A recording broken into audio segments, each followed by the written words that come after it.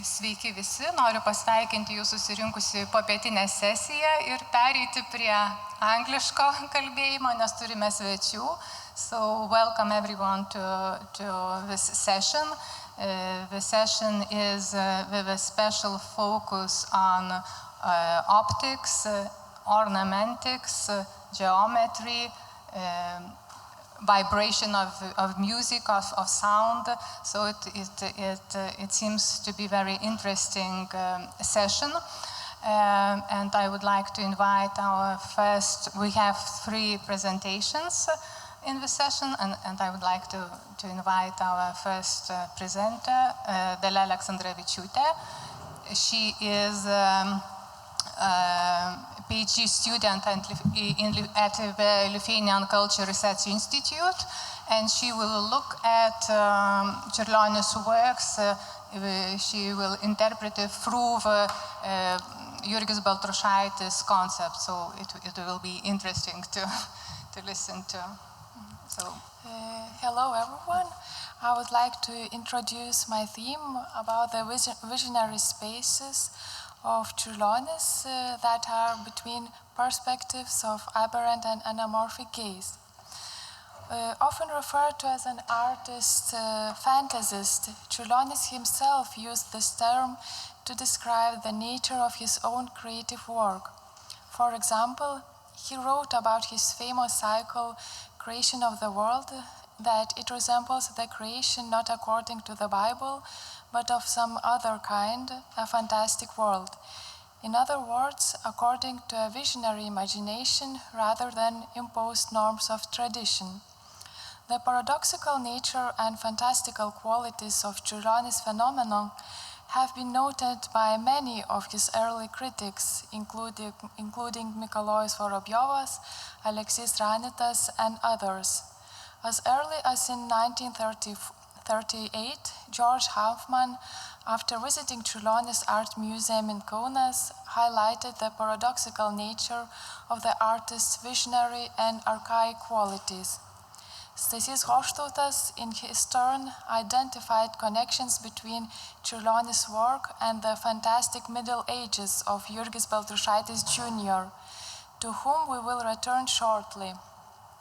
The fantastic element seen in Čiurlionis' imagination and unfolding in various fields of his creative expression should be treated as an interaction of the real and the unreal worlds, and as a meeting point of different perspectives. This standpoint provides an opportunity to develop innovative approaches to researching the phenomenon of Čiurlionis. Among these approaches are the least explored methods of aberrational and anamorphic analysis, inspired by the great Lithuanian art historian Jurgis Baltrušaitis Jr., mentioned already by Hoštautas. I would like to emphasize that these 2 perspectives are treated in this presentation not as a direct and strict approach, but more as a searching for a new way to unlock the phenomenon on Čiurlionis. On the one hand, the spiritual kinship of these 2 personalities of Lithuanian culture is confirmed by the fact that Čiurlionis' inclination towards exploring unusual expressions of image and thought, peculiar recreations, distortions, and extensions of visible and imagined spaces and temporalities in different multidimensional projections can be seen as a premonition, an early intuitive reference to the origins of the theories of aberration and anamorphosis, which would only appear almost 50 years later. On the other hand, Čiurlionis' paintings that hung at home of Jurgis the Elder and Marija Baltrušaitis during the First World War may have inspired the young Baltrušaitis, especially since he, later, while lecturing at Kaunas University, communicated with Mstislav Dobužinsky, a Lithuanian and Russian stage designer and painter, who was then working at the Kaunas Art School, and who had studied with Čiurlionis in St. Petersburg, participated together in exhibitions, and was one of the first to appreciate, defend, and support Čiurlionis' work. Although Baltrušaitis doesn't mention Čiurlionis' work in his scientific explorations, we could only guess about the undeniable influence of these conversations with Dobužinskį, about the unique phenomenon of Čiurlionis' work that could have influenced Baltrušaitis' further researchers of irregular perspectives. So now let's take a quick glimpse of Baltrušaitis' theories. He was the first researcher who renewed the use of aberration and anamorphosis as tools of treating artworks and cultural developments, uncovering such prominent yet forgotten personalities as Jean-François Niceron, Marin Mersenne, and others close to the cycle of the so-called 17th century Cartesianism. So firstly, aberration is treated as a means of deceiving the gaze and inciting perception riddles. It is a vast territory of visual associations, connections, links, and interpretations, mostly emerging as an ocular way of associating forms structurally by choosing the principles of close relationship or presumed insight. These could be, as you see, animal physiognomy studies linked to the human visual expressions, or the study of gardens which resembles Gothic cathedral structures. As if testifying that aberration is an inherent internal compass for him, Čiurlionis, in his turn, creates a large number of paintings that can have twofold significations. Here, for example, is the painting from the cycle Fantasies, that Čiurlionis veils three faces, as in the aberrations of Baltrušaitis. He hides and at the same time shows how the forms of nature can be seen interrelated with human forms, as in this painting from the cycle A Day. A very close phenomenon goes along aberration, which is anamorphosis, and I would like to elaborate on this perspective more. From the very point of its apparition, anamorphosis was described as a marvel, a remarkable and unusual curiosity. It initially developed as a subject of geological research, referring to specific types of metamorphic rocks in which physical or chemical changes occurred, altering them due to heat, pressure, or tectonic dislocations. Anamorphism takes on a similar meaning as it transitions gradually and establishes itself in the field of art history, initially as a mysterious geometric technique that touches upon the deep layers of perception and thought, dating back to the 15th century, when Leonardo da Vinci's sketches of the eye and the child's head were discovered. At first, this distorted drawing method could not be identified, and only by changing the viewpoint or angle of vision, thus following a geological principle of environmental change through dynamic or dislocative metamorphism, did the image's structure change. One could see that a rare, deep layered rock was recognized, which came to be called anamorphosis. Initially referred to as a curious or hidden perspective, this rarity, or as Baltrušaitis would call it, a strangeness, a marvel, transitioned from the empirical natural studies and art studies into the history of ideas. Here we can see one of the very first examples of anamorphosis with hidden motives that I highlighted. I establish a connection with the hidden archetypes of Čiurlionis paintings, noticeable only when an attentive gaze is employed. The very act of hiding yet revealing itself is the very nature of the anamorphosis technique.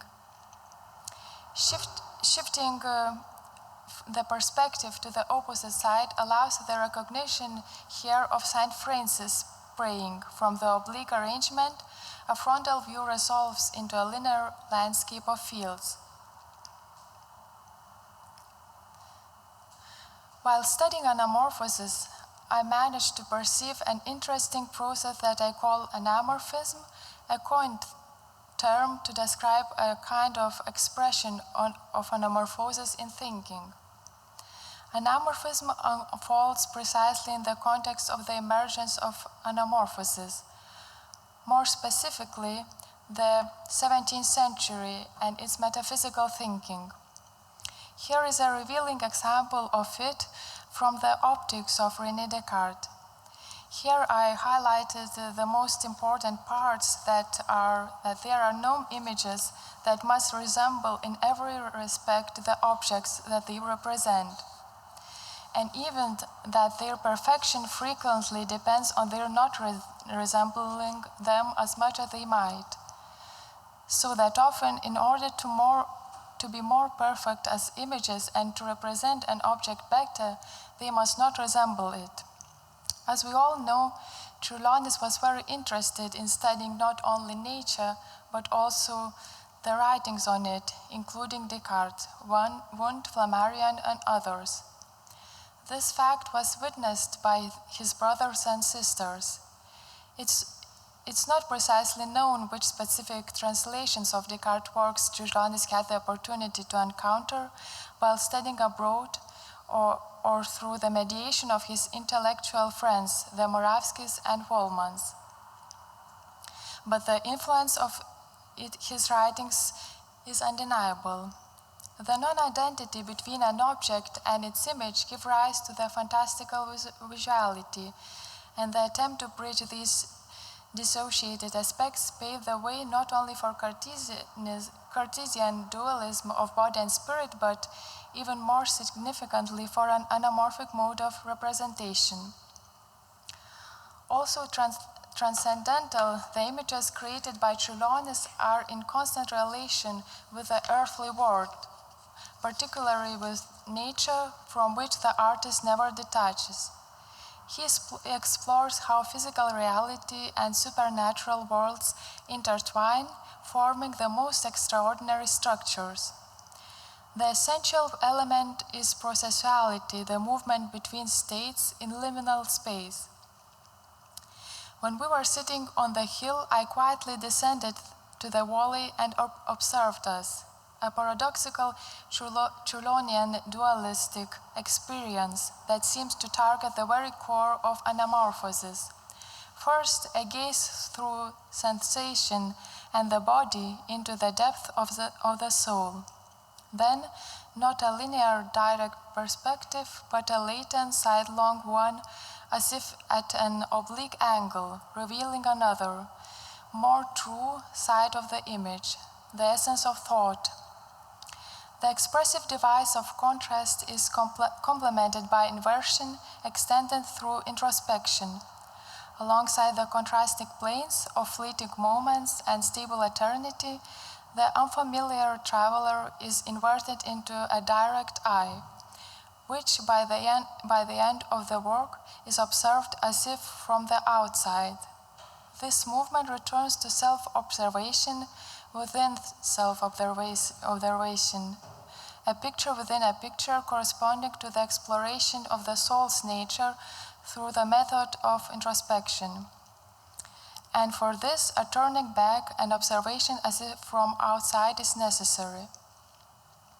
In both his epistolary and pictorial realms, Čiurlionis seems to see his inner self from within, as if the trajectory of his gaze travels from subjective experience to another subjective vision.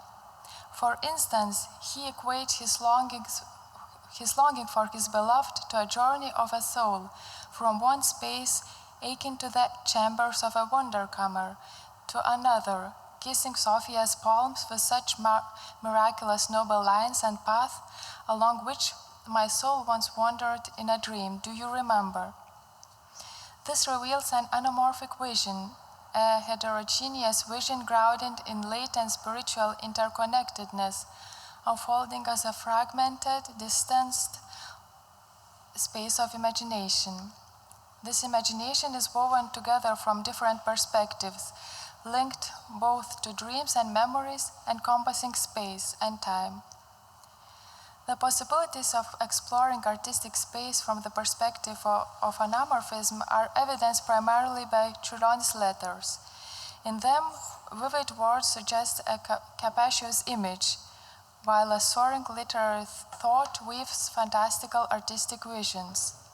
For instance, in one of his letters to his beloved, Čiurlionis writes, "I will fly to faraway lands, to a land of eternal beauty, sun, fairy tales, and fantasy, to an enchanted land, to the most beautiful land of earth, and I will gaze long upon it, so that later you may read it from my eyes. My little Devduracek." The utopian flight of literary thought captured in the letter fragment is echoed by symbolic imagery that Čiurlionis transfers into his painting cycles. One of them is Sonata of the Pyramids, reminiscent of distant lands, transporting the viewer to an oniric world of imagination, or the City Triptych, where the geometry of Gothic spires blends with the panorama of classical columns. The mythological geological is also evident in the frequently recurring image of Devduracek in Čiurlionis' lyrical poems. Čiurlionis wrote a series of short lyrical prose poems that he called Letters to Devduracek. Devdurak is a glacier in the Caucasus. Čiurlionis visited it with his close friends, the Volman family. The young Halina Volman, whom Čiurlionis taught to play the piano, had captured his heart. He gave her the name of Devduracek and dedicated not only written but also musical works to her.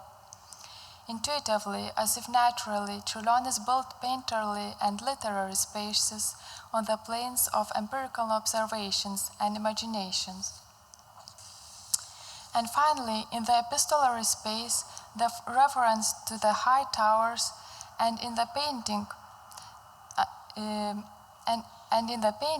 an anamorphic fragment of the globe suggests a gaze and reflection on the cyclical nature of temporal life, while simultaneously reaching toward higher realms, those of infinite eternity, hinted at here by translucent planes of other spaces and ascending sequences. This leads to a projection into a spatial and temporal beyond, an anachronistic domain or a futuristic cosmos, both transcending the horizon of artist's gaze. Freed from the traditional perspectival grid and from a singular temporal mode, the image of towers unbound by time and space establishes a different, transformed, ideational mode of vision. In this way, a multitude of strange dimensions begins to unfold, not only spatial but also temporal, not only visual but also mental. This strangeness is tied to the dissociation between the real and the visionary, the true and the imagined, veering towards anamorphosis and aberrations, the strange, unusual becoming, distorted, deviated, and transgressive of perceived and contemplated forms. Thank you for your attention.